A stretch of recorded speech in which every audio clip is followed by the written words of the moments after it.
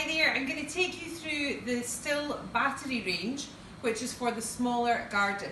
So this cordless, battery-powered garden equipment is the £99 range from Stihl.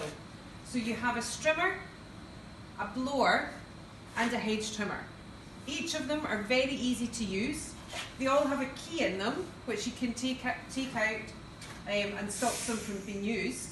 Then you put the key in, take the cover off, and then they're very easy to start. Put the button on.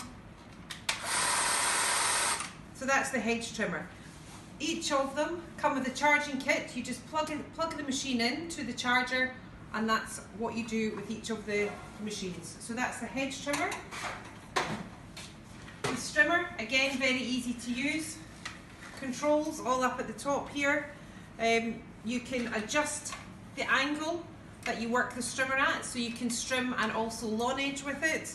Very easy to use. Press the button, start straight away. Again, charging system just plugs in to charge it. And then finally the blower. So just very easy to use. Press the button